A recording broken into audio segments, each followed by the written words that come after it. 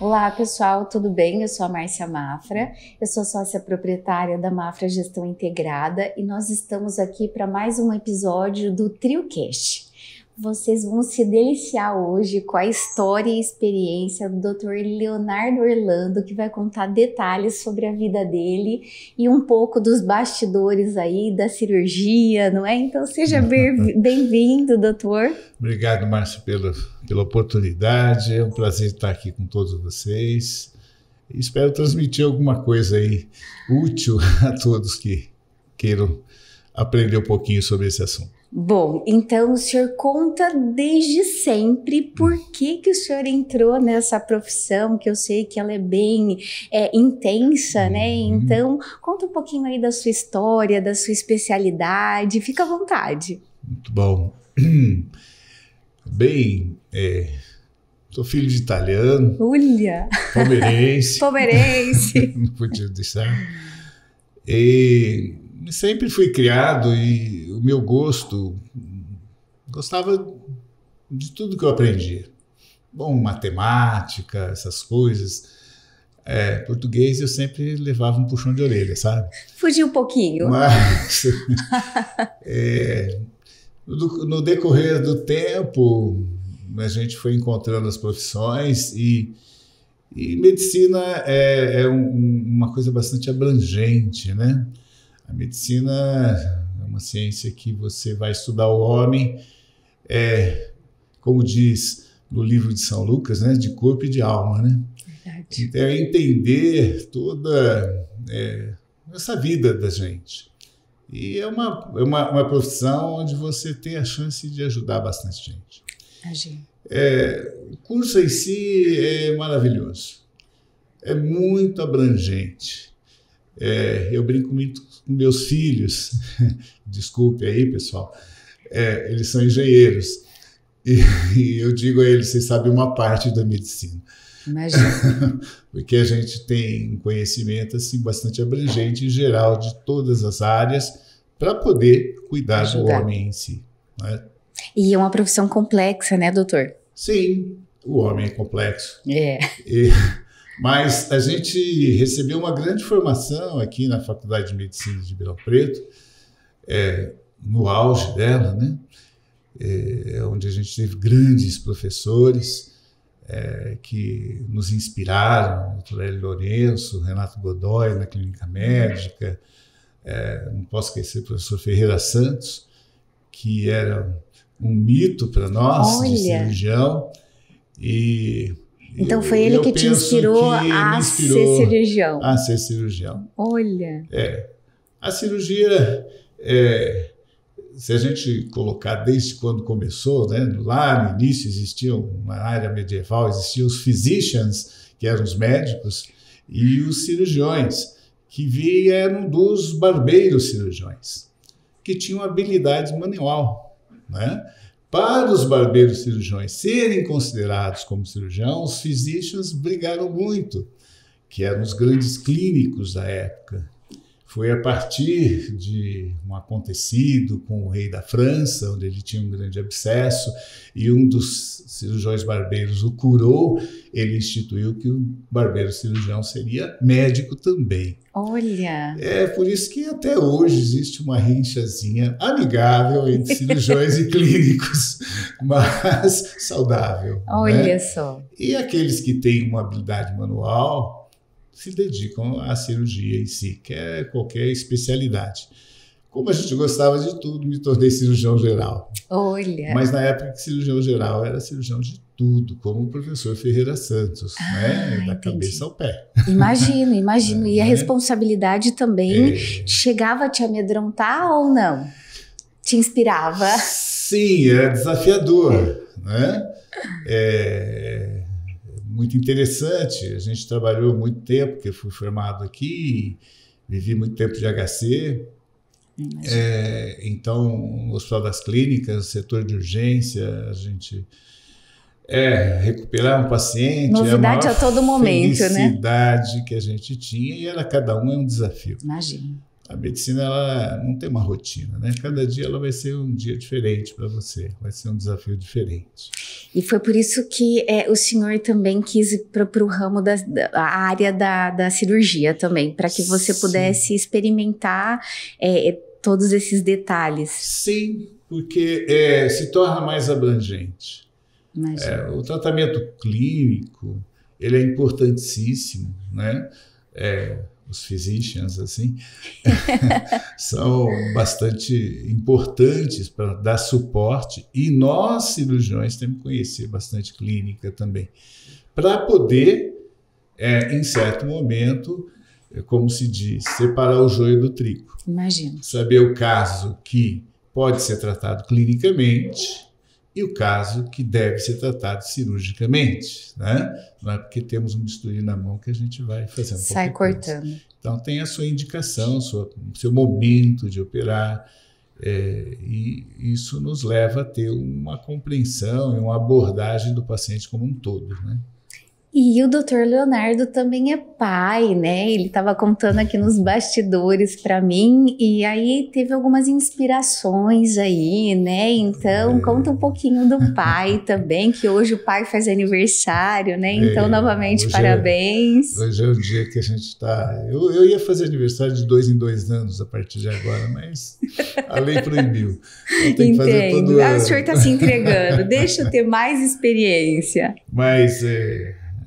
a conquista profissional foi importante, mas um legado muito grande para mim, né?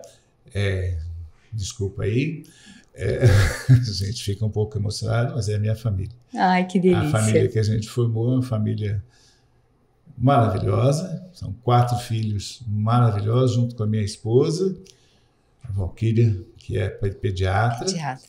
E os 4 filhos, o primeiro foi o ramo de farmácia, o segundo e o terceiro para o ramo de engenharia, e a minha última filha, caçulinha, terminando medicina esse ano, vai aí nos ajudar no decorrer do tempo aí para frente. Então quer dizer que tem mais uma parceira no ramo da medicina, então. Se Deus quiser. Né? Mãe e filha aí de apoio. De apoio para conduzir aí tudo que a gente plantou aí para frente. Olha, que delícia. E aí, falando de plantio, Leonardo, quando o senhor olha para trás, né, e você fala assim, nossa, olha aí, tô deixando um legado, né, para 4 filhos, toda essa experiência que o senhor chegou até agora, você comentou a respeito de 40 anos, né, nessa profissão, o que remete para o senhor de sentimento, tipo... Olha essa história. Márcia. Ai, socorro. A Márcia aperta a gente sem abraçar. Dizem que o principal legado que você pode, a principal herança que você pode não deixar é seu conhecimento.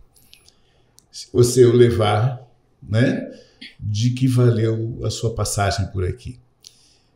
Então, nesse sentido, nesses 40 anos, sempre segui o conselho do professor Ferreira Santos, que é nos dedicar à cirurgia, à medicina assistencial, mas não esquecer do academicismo. Ou seja, um dia por semana, professor Ferreira Santos, é claro que os tempos são outros, mas o professor Ferreira Santos sempre se dirigiu. Um dia por semana vai à biblioteca. É o dia de estudar.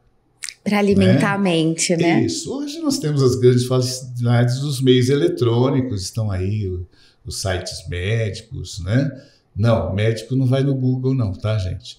O médico vai em sites especiais, PubMed, MedServe e assim vai. Imagina. Né? Ler artigos e não opiniões, né? Sim. Cuidado com esses Google aí da vida. O Dr. Google é terrível.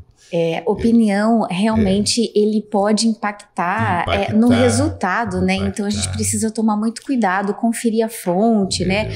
A gente veio de um meio de muita fake news, a gente precisa se atentar a isso, né? Sim, a gente tem que ter esse cuidado, sim. E nesse sentido de formação, a gente nunca deixou de se atualizar, tanto é que nesse período todo a gente já conquistou titularidade na Federação Brasileira de Gastroenterologia, titularidade no Colégio Brasileiro de Cirurgiões, e por 10 anos eu dei aula em universidade, tentei passar meus conhecimentos, fui coordenador de um serviço de residência médica, assim, ensinando alguns na arte da cirurgia. Imagino. Hoje a gente está um pouquinho mais calmo, né, no nosso consultório, atendendo os nossos pacientes. Precisa desacelerar um dia, né? É esse. Eu penso que ter passado um pouco desse conhecimento e todo esse conhecimento eu devolvo ao meu paciente, aquele que me procura. Olha, que delícia. E aí eu sei que o senhor veio recentemente para o Trio, né? Que o senhor estava me contando um pouquinho de como chegou até aqui. Então, uma honra, né? Pelo seu aniversário, por estar aqui presente com a gente. E conta do hoje, né? O senhor ainda faz cirurgias, né? O senhor estava me contando que está com uma agenda um pouco cheia para o período da tarde. Sim. O senhor fica à vontade. Conta um pouquinho do atual.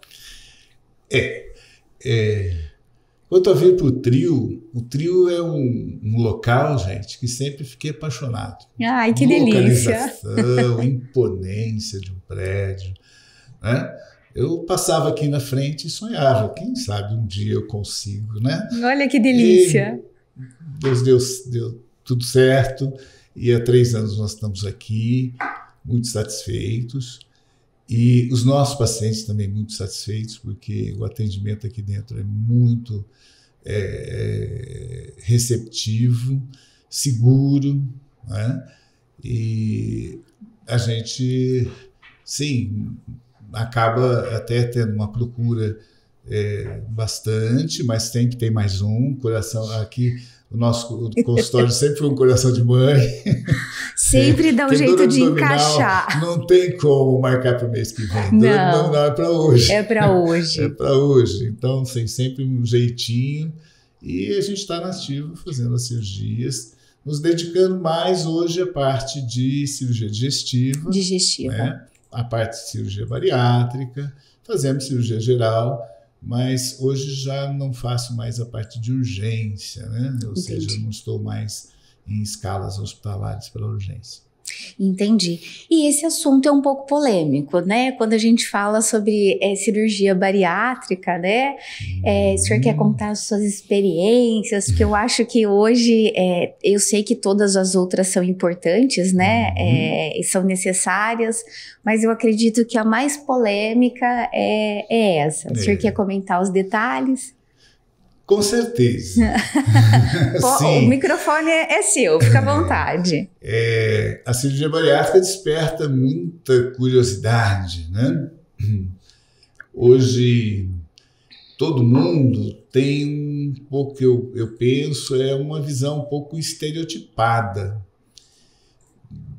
assim, de se sentir obeso.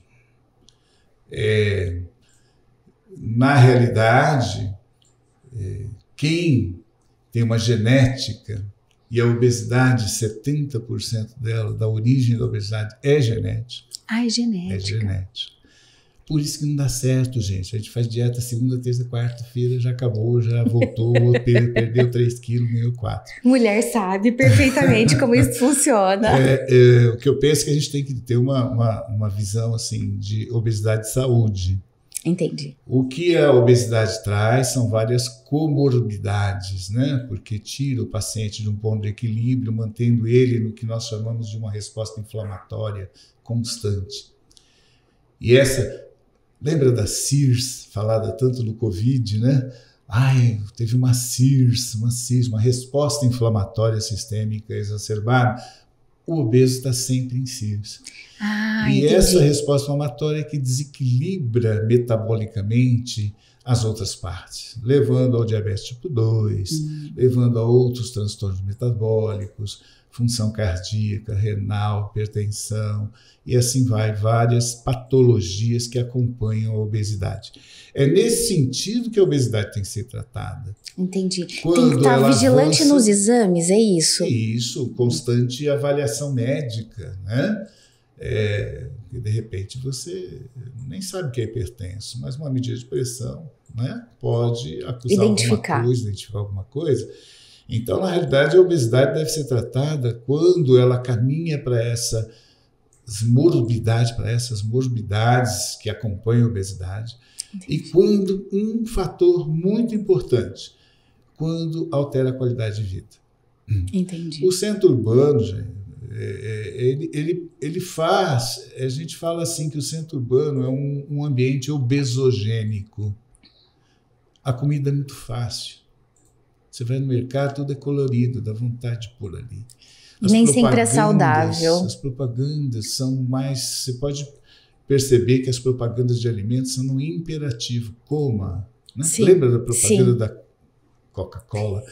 Beba Coca-Cola, no imperativo. Quer dizer, isso vai no seu subconsciente até que você bebe mesmo. Entendi. E aquela velha brincadeira, todo mundo te convida para o fim da tarde para um chopinho, para uma pizza, para um bolo que eu fiz, uma receita café, diferente. Né? Mas ninguém te convida para fazer 5 km de caminhada, uma corrida. Verdade. Vamos no parque correr, é difícil isso, né? Sim, sim. Então, o ambiente é obesogênico, o ambiente te leva a ter uma alimentação hipercalórica, onde esses fast food da vida que a gente tem hoje, né, acaba levando a uma dieta muito cheia de carboidrato e muita gordura. Né? E aí os nutrientes acabam ficando deficitários, que não ajudam nessa reação metabólica. Certamente é diferente uma coisa gostosa de uma coisa saudável. Né? Uma coisa gostosa te encanta os olhos, encanta o paladar. Imagino. Né? Acaba com uma ansiedade, né, vamos dizer, mas não é saudável porque não é bem equilibrada. Entendi. Ou seja, não tem todos os nutrientes que você precisa, não está equilibrado em termos calóricos, proteico, gordura, etc., que você deve comer. E quando o senhor recomenda a cirurgia? Então, todo mundo acha que a cirurgia é coisa de agora.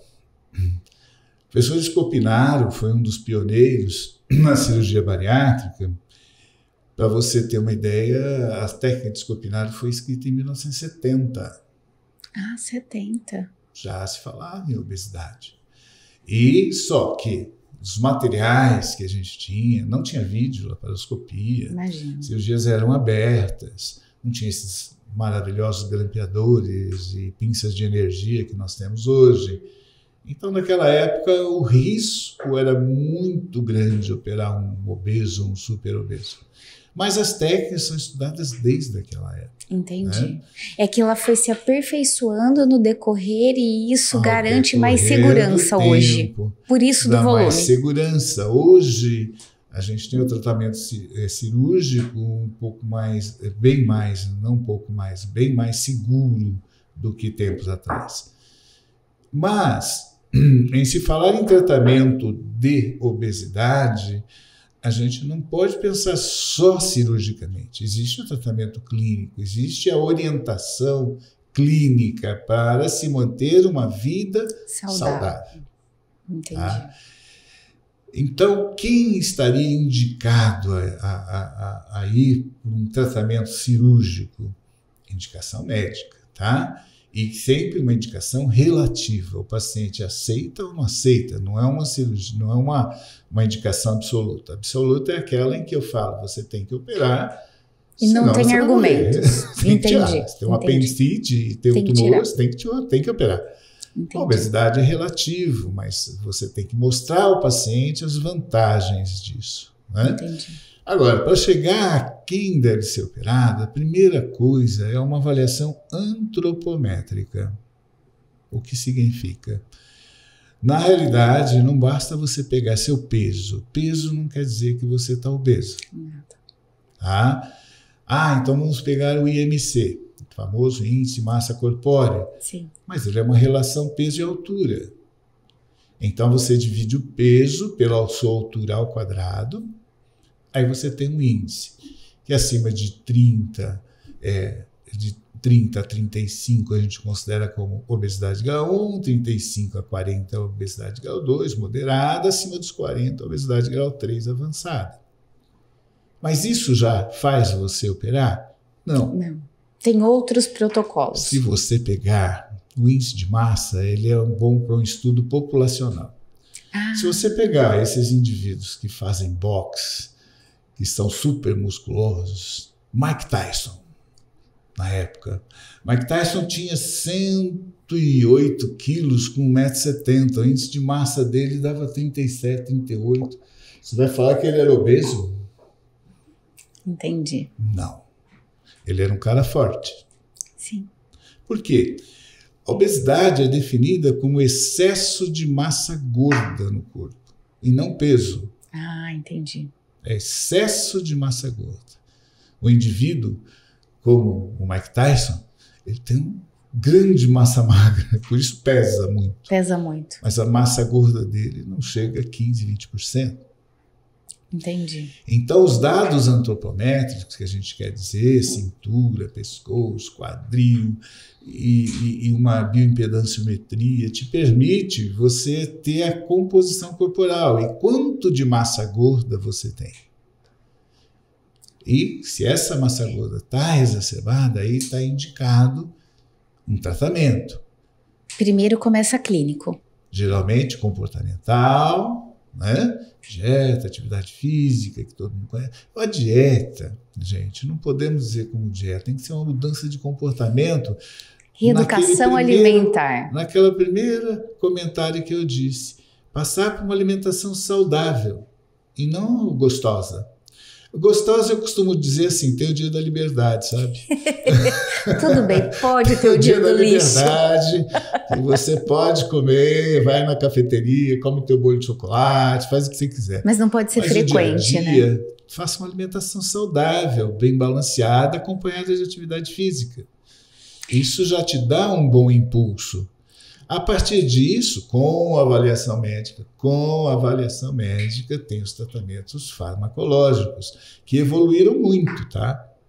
Saíram daquelas drogas que tinham efeitos colaterais, né? Os que eram inibidores de apetite, que a gente tinha lá aqueles que levavam a hipertensão, taquicardia, etc., arritmia cardíaca. Hoje nós temos aí a evolução, né, que é o uso das liraglutinas que está aí no mercado, mas com um uso indiscriminado. É não aquele Ozempic que o senhor estava comentando. Essa marca está na moda. Essa né? marca está na moda. Está na moda, né? Mas as liraglutinas vieram devido à cirurgia bariátrica. É como uma prévia da cirurgia, é isso?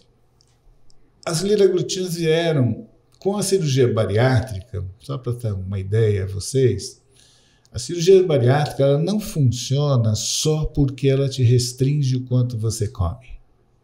Não é isso. Aí era fácil, era só fazer a técnica do spa, né? Do esparadrapo. Né?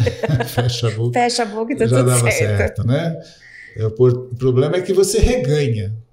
Toda dieta, toda coisa que você faz, aí você reganha. Por quê? Porque seu balanço energético é controlado por uns mediadores chamados citocinas. Essas citocinas são peptídeos, são proteínas. Proteínas. Por isso, se é proteína, sequência de aminoácidos, de onde vem? Do gene. Então, cada um produz um tanto. Tem uns que produzem mais, outros menos, e algumas citocinas inibem apetite, outras, né, estimulam. E aí, essa genética é sua. Entendi. Por isso que você faz a dieta, cai os níveis dessas leptinas, adipocininas que a gente tem, e dá uma fome danada. Aí você volta a comer de novo. Entendi. Então, esse ciclo, não fique frustrado. Ele é comum. Do organismo. Ele é do organismo. comum. É sobrevivência. Isso. Então, a cirurgia bariátrica, ela não vem só para restringir o que você come.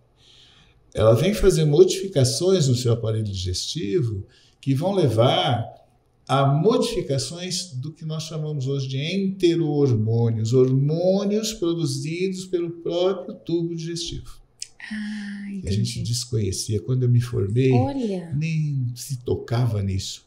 Eu precisei estudar isso tudo de novo depois. Imagino, é muita mudança, né, doutor? A evolução da bariátrica é que foram descobertos esses novos hormônios. PPY, GLP-1, né? E assim vai, vários outros hormônios que foram a grelina, a importância da Porque grelina. essas medicações, elas interagem direto no sistema digestivo. Por exemplo, quando a gente faz uma bariátrica, existe um aumento desse tal de GLP-1, que estimula a produção de insulina, que faz a queima da glicose e da inapetência. Então, a modificação do aparelho digestivo leva a uma modificação hormonal que te leva a uma saciedade. Entendi. Ótimo. O que a indústria farmacêutica foi atrás? De fazer um análogo ao GLP-1. Perfeito. E as liraglutinas fazem esse papel. Olha. O papel do GLP-1.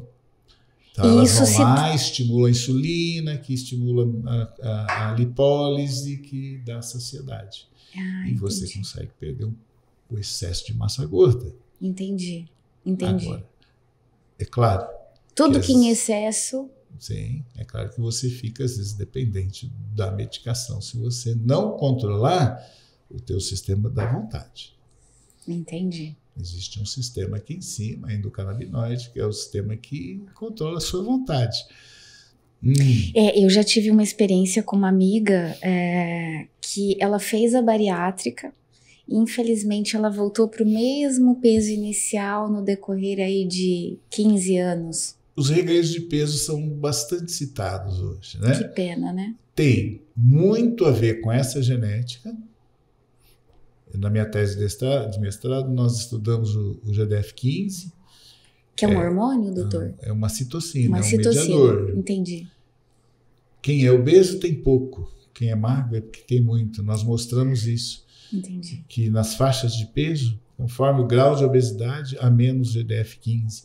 Quem é mais magro tem mais. Porque o GDF-15 ele faz a saciedade. Entendi. Então, às vezes, você opera um paciente que tem um GDF-15 muito baixo. Entendi. Apesar das modificações, ele não tem inibição e ele vai provocar ansiedade e o paciente vai desviar. Entendi. Aí ele acaba tendo uma mudança de comportamento para carboidratos, álcool, né? Imagino.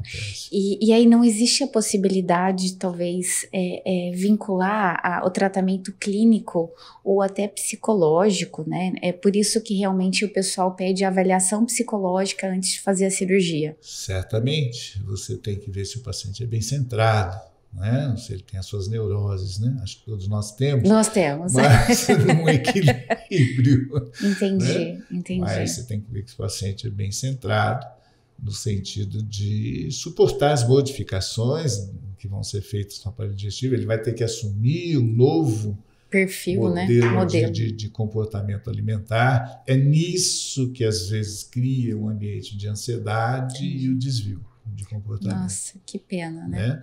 Aí, quando existe reganho, a gente parte justamente para um tratamento psicológico, comportamental, e a gente usa as liraglutinas aí que tem dado sucesso. Para ajudar nessa composição. Porque as cirurgias revisionais para... vou operar de novo. É melhor não. Ainda não tem uma solução para isso. Eu diria assim que existe muita opinião. Volto ao meu querido e eterno professor Ferreira Santos. Quando muita gente expõe muita solução, é que nenhuma dá certo. Imagino. Tá todo mundo tentando só alguma tentando. Solução. Imagino. Mas não tem uma coisa definitiva. Imagino.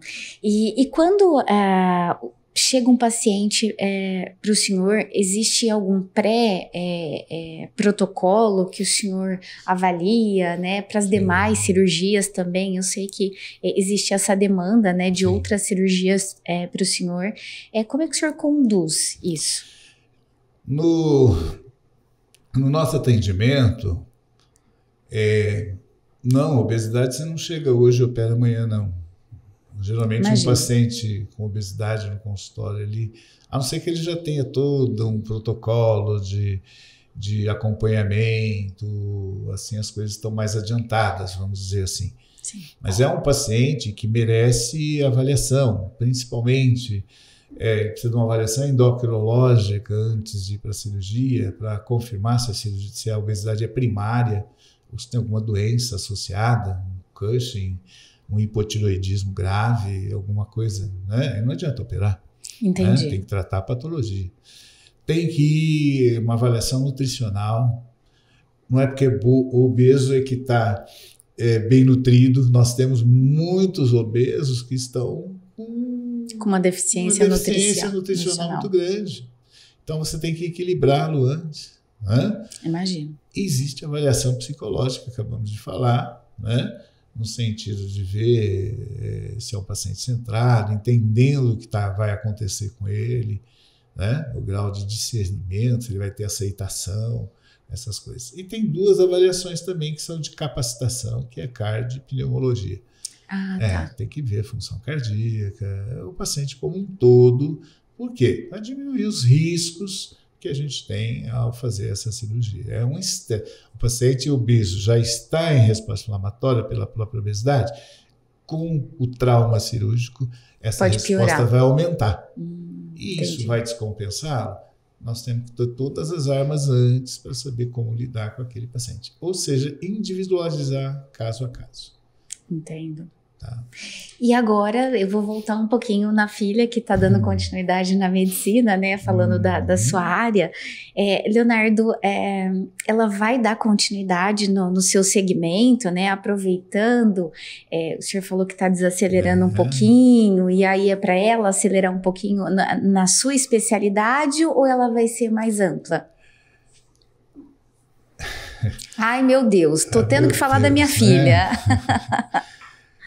Eu criei meus 4 filhos e eu nunca interferi no que eles quiseram fazer. Porque eu entendo que aquilo que você faz como profissão é uma coisa que estimula o seu próprio eu. Está incorporado na sua personalidade. Para não se tornar enfadonho lá na frente. Sim. A Lígia é uma grande alegria. Peguei forte. Eu fico muito feliz, Leonardo, porque é muito prazeroso, né? Quando você tem essa experiência, esse vínculo, essa proximidade. Então, pode se entregar, tá tudo certo. Eu tenho uma pequenininha de 6, né? Então eu acho que eu também vou ser uma mãe babona, sabe? Porque eu gosto muito de acompanhar o processo, de servir. Verdade. Tendo essas 2 vertentes, né, de que eu nunca interferi, foi uma escolha própria, e medicina é uma coisa assim, você estuda o ser humano num total, e o legado dá uma continuidade. Então, é claro que eu, como pai, fico muito orgulhoso de ter um dos filhos escolhido na minha profissão. E agora, no final, ela se forma esse ano, dizendo que vai fazer o que eu estou fazendo. Também não interferi.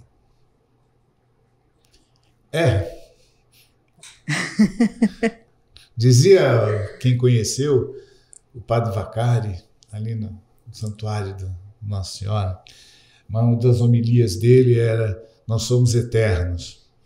Falei: padre, como, padre? A gente nasce, vive e morre. Como assim, eterno? Não. A gente continua nos filhos, nos netos. Tem muita coisa que a gente faz e fala: meu avô fazia assim. A gente continua, a gente se torna plantou eterno. A sementia, né? A sementia está aí já. Esse legado nós vamos deixar para a Lígia aí. Olha, que coisa boa. Vamos lá, vamos ver. É importante porque hoje tem muitos profissionais no mercado, né? E muitos profissionais bons, mas saber que você pode confiar em alguém com tanta bagagem, né? Para que ela possa se inspirar, eu acho que isso não tem preço, né? Porque trocar ideias, né? Ela pode enriquecer muito com o senhor na condução da tecnologia, da forma com que está indo tão rápido as informações, né? E então ela pode deixar a sua vida mais ativa, né? Porque tem muita coisa acontecendo. Em contrapartida dessa troca de experiência do senhor ter essa bagagem para colocar para ela, não só para ela, né? Mas para os demais filhos também. Eu acho que isso é muito legal. Eu acho que todo pai, toda mãe pensa muito nisso, né? Tipo, como eu posso contribuir com a história de vida das pessoas que a gente colocou no mundo, né? Com certeza. É a velha frase também, né? não se tem um curso de MBA ou uma universidade para ser pai, né? Como você é pai? Tem um cursinho, manual? Não existe. Não existe. Como você é pai? É essa herança que o padre Vacari disse. É através das suas aprendizado familiar, das suas seus valores, as suas tradições. Todas as mães que vêm falar comigo, eu disse, olha, não adianta você explicar para uma criança, ela vai copiar o que você faz. Cada então família tem uma tradição, tem uma maneira de Por que condução, você faz assim? né? Porque meu pai fazia e dava certo, e eu faço assim e dá certo. Sim. Né? Sim. Você deixa lá em casa um chinelo virado de ponta cabeça, minha esposa corre atrás, porque não pode. Mas como tem você que virar. aprendeu isso? Tem duas faces. Né? Imagina. Você para cima. Imagino. Você já viu o pãozinho virado de ponta cabeça? Não podia na minha casa, tinha que pôr o pão. Eu acho muito bonito, né? Ter essa história, a tradição a seguir. No meu mundo empresarial, nessa parte de gestão, que eu sou especialista, Leonardo, só tem um detalhe. Eu hoje atendo alguns empresários que estão na transição de passar a empresa de pai para filho, né? E precisa fazer essa transição com muito carinho, de uma forma muito segura, né, muito profissional, com muito processo, para não perder esses valores que o senhor está comentando. Eu acho que é muito benéfico, né, reforçar isso, porque no mundo empresarial, na gestão, precisa ter esses valores como conceito básico dentro de uma empresa, né, cuidar bem do ser humano, fazer o melhor possível, como o senhor comentou aqui, mas acima de tudo, seguir processos, né, para que essa continuidade da empresa, da carreira, dos valores, ele permaneça, como o padre comentou com o senhor, no decorrer, né, que ele seja infinito, né, então parabéns. Feliz daquele que herda, conservando os valores, os princípios fundamentais. Sim. Essa é a base do negócio. Modernizar faz parte do protocolo, faz parte, né? Porque o mundo está em constante evolução. Então a globalização, né? Um aprendizado constante. Depois dessa era informática, agora estamos no AI. A gente tem que... aproveitar. Eu digo que em 40 anos eu fiz medicina 6 vezes, 7 vezes. Eu aprendi de novo. Mas a raiz, o princípio, a base, essa eu nunca perdi. Isso que a gente tem que deixar para quem vai tocar para frente. Não adianta só pensar na tecnologia em si. O processo ali é importante, a modernização é importante, só que os valores, eles precisam ser cultuados no decorrer. É isso mesmo. Olha só, doutor Leonardo, nós já estamos chegando ao fim, você viu como passou super rápido. Tá vendo? O senhor vai poder curtir um pouquinho mais o aniversário, mas eu gostaria de perguntar se o senhor quer dar alguma palavra final, alguma recomendação, fazer algum pedido. Fica à vontade. Márcia, eu só posso agradecer a forma como você me conduziu até esses momentos de emoção aqui, vou falar da minha filha. Peço desculpas aí. Mas faz parte. É importante que as pessoas conheçam também o ser humano emotivo, né? Verdade. Porque às vezes todo mundo acha que a gente não chora, que a gente não passa por dores, que tudo é muito simples e nós somos seres humanos, né? Com certeza. E o que eu deixaria bem aqui referindo frases que eu teve no meu aprendizado. Não quero ser repetitivo dos meus professores novamente, mas sempre me ensinaram a tratar do seu José, da Dona Maria, do seu Oswaldo, do seu Pedro, mas nunca tratar da vesícula, do estômago, da obesidade, da hipertensão. Quem tem um nome, é uma pessoa. Tratar a pessoa como um todo, é isso que eu deixo aí de legado, e aqueles que pretendem fazer medicina, pensa no ser humano como um todo, não como uma parte. Perfeito. Obrigado, olha, Que honra estar aqui com o senhor, contando um pouquinho da sua experiência. Então, para mim também foi muito aprendizado, muito obrigada. Foi um prazer estar com o senhor justamente no seu aniversário, uma honra. Urra. Então, gratidão, obrigada, tá? Obrigado, Márcia. Obrigado a vocês aqui do Trio, viu? Que bom.